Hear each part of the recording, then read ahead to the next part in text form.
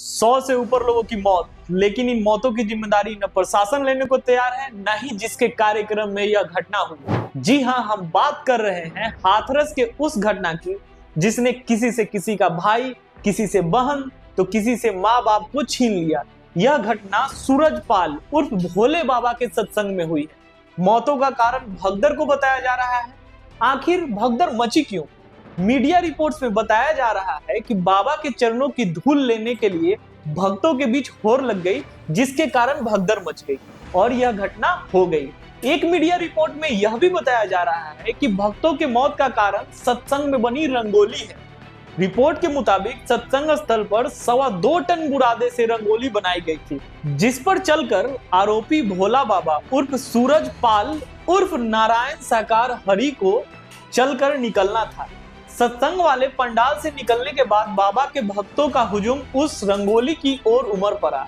सत्संग में आए भक्त उस रंगोली को बाबा का आशीर्वाद मानकर दंडवत प्रणाम करने लगे और फिर रंगोली के बुरादे को आशीर्वाद मानकर अपने साथ ले जाने लगे। इसी से भगदड़ मच गई और इतनी मौतें हो गईं। आखिर क्या है बाबा के सत्संग में बनी इस रंगोली की पहेली?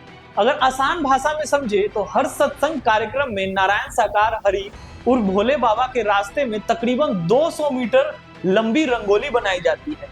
यह रंगोली सत्संग के बाद नारायण सरकार उर्फ भोले बाबा के जाने का रास्ता होता है। भक्तों में मान्यता है कि जब वह इस रंगोली से चलकर निकल जाते हैं तो यह रंगोली बेहद पुण्य हो जाती है। इस रंगोली के बुरादे को लोग दंडवत कर प्रणाम करते हैं, उसका थोड़ा हिस्सा अपने घर ले जाते हैं। बाबा के प्रति लोगों की मान्यता है कि इस बुरादे से घर की बीमारियां दूर होती हैं और भूत प्रेत का डर भी नहीं सताता। इस घटना पर तरह तरह के आरोप लगाए जा रहे हैं, जैसे पुलिस प्रशासन पर लापरवाही, अस्पताल पर बद इंतजामी, यहाँ तक कि पूरा सिस्टम पर यह घटना सवाल खड़ा करता नजर आ रहा है। घायलों और मृतकों के परिवार वाले ने भी सिस्टम पर गंभीर आरोप खड़े किए हैं।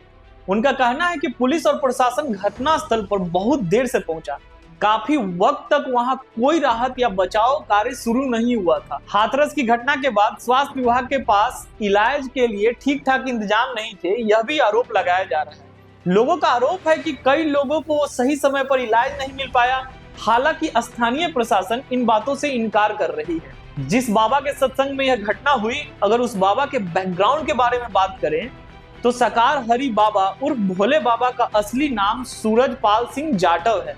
बाबा कासगंज के पटियाली के रहने वाले। पुलिस कांस्टेबल की नौकरी छोड़कर बाबा सत्संग करने लगे। नौकरी छोड़ने के बाद सूरजपाल से नाम बदलकर साकार हरि बन गए। अब बाबा के भक्त उन्हें भोले बाबा भी कहते हैं।